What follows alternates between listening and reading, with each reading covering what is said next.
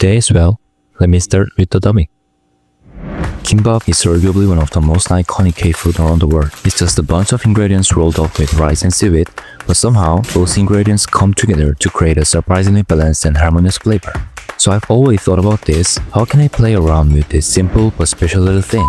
Well, as you probably guessed from the title, let's do something wild today. It's not a kimbap, not a taco, I'm gonna create a Fusion Kimbap Taco. Let me say it again.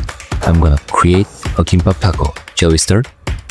I'm gonna make 3 different versions of it, using some pretty common ingredients. The first thing we're gonna make is the taco shell. Mix rice with a little sesame oil and salt, then press it evenly onto a sheet of seaweed. The umami from the seaweed and the savory sesame-coated rice will amplify and harmonize the flavors of all the ingredients we'll add later. The tip is, press the rice as thinly as possible so you can have enough rooms for toppings later. Now make it 4 pieces, which is gonna be the final taco shape. Now, can you imagine what I'm gonna do?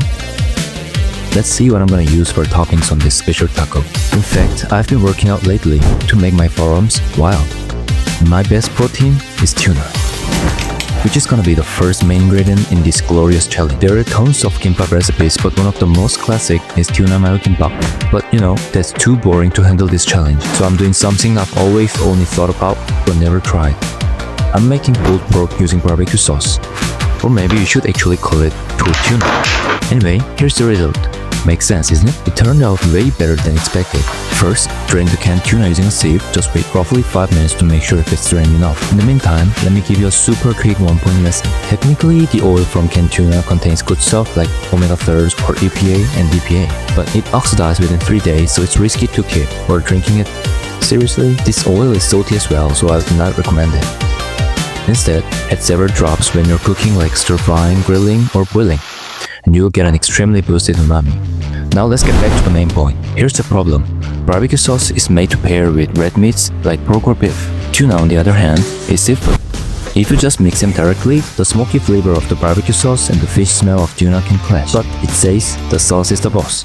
So the blame lies squarely with the tuna, so its fish smell must neutralize. And that's why we're gonna stir fry it. This way, the tuna's proteins undergo secondary denaturation, and the sugars in the barbecue sauce will be caramelized onto the tuna surface, which gives it a deep, sweet, smoky flavor. And finally, here's a use for the tuna oil. Kimchi usually has some acid in it, which gives sour fermented note. When you stir-fry kimchi, that acid mellows out and the sweetness comes forward. If your kimchi is still too sour, you can sprinkle in a pinch of sugar to balance it. Next, we'll make a scrambled egg, a topping that goes well with basically anything. As I use scrambled egg in various dishes, I'm making quite a lot, so just 2 or 3 eggs would be enough in your case. Add a pinch of salt and gently scramble on low heat.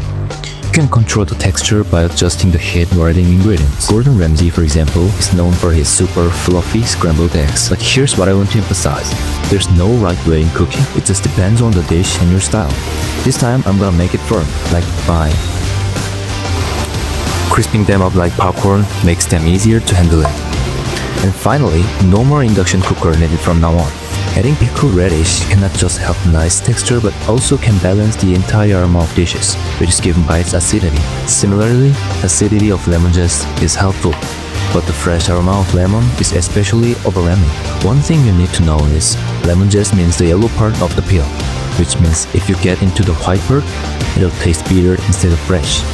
To finish, let's shred some romaine finely for freshness. Finally, it's time to make the kimbap taco. Since we've already got rich carbs and protein with plenty of umami, whatever you put in this kimbap taco, it can be covered up. But I'm showing you a combo which is nearly impossible to mess up. That means, flavor guaranteed. Scrambled egg for rich full extra flavor, stir-fried kimchi for balancing richness, pickled radish for enjoyable texture and flavor, green romaine for freshness and pop of color, and lemon zest for an elegant finish. To keep you immersed in the cooking, the tasting part is saved for the very end, cause I ate them like an absolute savage gorilla.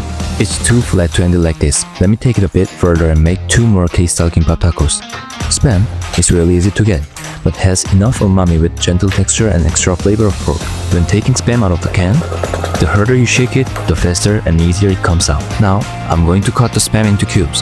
Not too big, not too small, cutting into classical size cubes with intention to make them better to handle it later.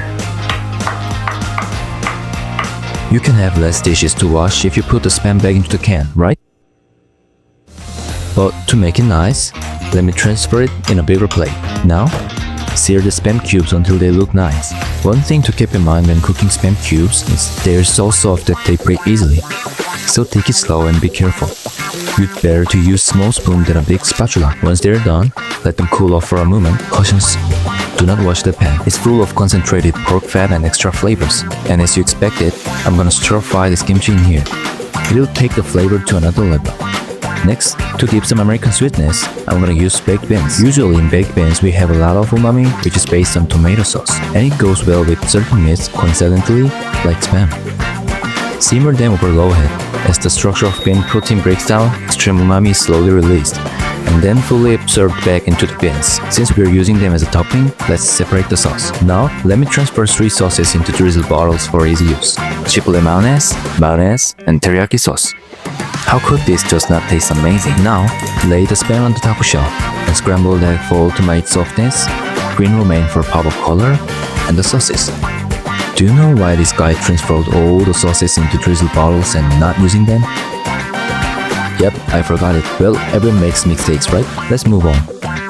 Baked beans for sweetness, stir-fried kimchi for various texture, and here's the hack: bonito flakes. Bonito flakes. It pulls the sharp flavors into balance and gives the whole bite a kind of rounded, unified finish. This time, I'm gonna use a new main ingredient: beef.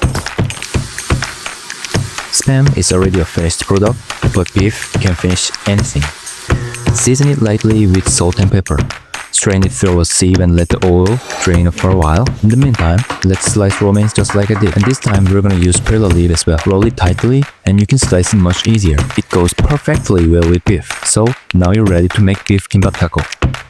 Pickled radish for balance with that crazy flavor, scrambled egg for extra flavor, perilla leaves for perfect synergy, chipotle mayonnaise sauce for uniqueness.